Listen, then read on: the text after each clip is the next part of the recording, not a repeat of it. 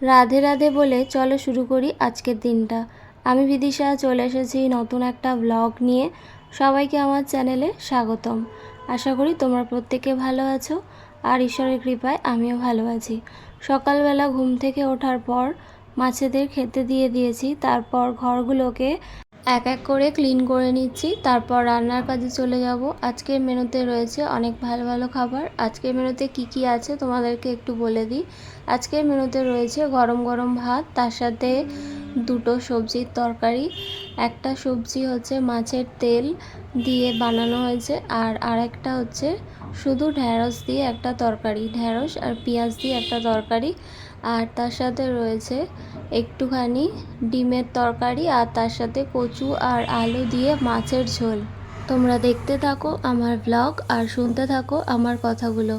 যারা এখনও পর্যন্ত আমার চ্যানেলটাকে সাবস্ক্রাইব করোনি তারা অবশ্যই আমার চ্যানেলটা সাবস্ক্রাইব করে দাও, আর পাশে থাকা বেল বাটনটা ক্লিক করে দাও, তাহলে তোমাদের কাছে সব নোটিফিকেশান চলে যাবে।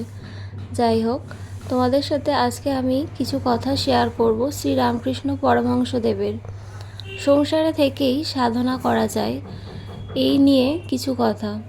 শ্রীরামকৃষ্ণদেব কখনোই কারো কানে মন্ত্র দিয়ে তার গুরু হয়ে যেতেন না, বরং তিনি সবাইকে উপদেশের মাধ্যমে ঈশ্বর প্রাপ্তির সরল রাস্তা বলে দিতেন।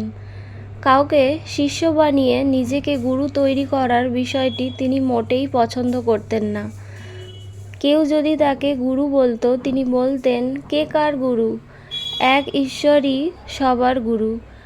চাঁদ মামা যেমন তোমার মামা, তেমনি আমারও মামা। তিনি কাউকে বুঝিয়ে সুঝিয়ে নিজের শিষ্যের দল তৈরি করার পক্ষপাতী ছিলেন না। এমনিতে কেউ যদি স্বেচ্ছায় নিজের জীবনকে সার্থক করার উদ্দেশ্য নিয়ে তার কাছে আসতো, তখন তিনি তার কল্যাণের চেষ্টা করতেন। বাস্তবে মহাপুরুষ এবং সদ্গুরুর লক্ষণও এই যে তারা চিরকাল পরোক্ষভাবেই তাদের কাছে ও দূরের মানুষদের আত্মোন্নতির পথে অগ্রসর হতে সাহায্য করে গেছেন।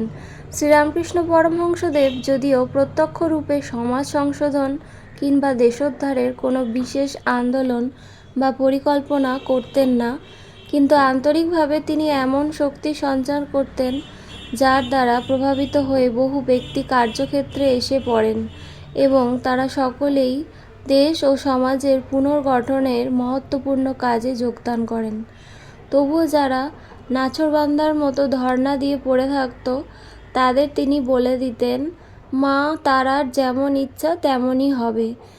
যে সমস্ত মানুষ ভজন সাধন করার ক্ষেত্রে নিজেদের অসমর্থ মনে করে তারাই শরণাপন্ন হয়ে পড়ত, তাদেরকে তিনি সৎ পথে চলার উপদেশ দিয়ে অভয়দান করতেন। যার যেমন মনোপ্রবৃত্তি তাকে ঠিক সেভাবেই পথ দেখাতেন। এই কারণেই তার মনোভাব বোঝা খুব মুশকিল ছিল। অনেক শিষ্যই তার দ্বারা স্বপ্নে গুরুমন্ত্র লাভ করেছিল, কিন্তু কখনোই তিনি শিষ্যদের সংসার ত্যাগ করার কথা বলতেন না। তিনি বলতেন, সংসার ছেড়ে কোথায় যাবে? গৃহস্থ জীবনকে এক দুর্ভেদ্য দুর্গের মতোই মনে করা উচিত। দুর্গের মধ্যে থেকে শত্রুর সাথে লড়াই করা সহজ, কারণ সেখানে আহার ও গোলা বারুদ একই সাথেই রাখা থাকে। কিন্তু খোলা ময়দানে যুদ্ধ করতে গেলে বেশি দিন যুদ্ধ করা সম্ভব হয় না। তাই সংসারে থেকেই 4 আনার সাংসারিক কাজ আর 12 আনার পারমার্থিক কাজের মধ্যে দিয়েই ঈশ্বরের সাধন ভজন করা উচিত। যাই হোক, ব্লগটাকে আর বাড়াবো না। কেমন লাগলো কথাগুলো তোমরা অবশ্যই আমাকে কমেন্ট করে জানিও, আর ভালো লাগলে তো লাইক, কমেন্টস এবং শেয়ার করে দেবে। তোমরা এভাবেই আমাকে মোটিভেট করতে থাকো। পরে আবার দেখা হবে তোমাদের সাথে।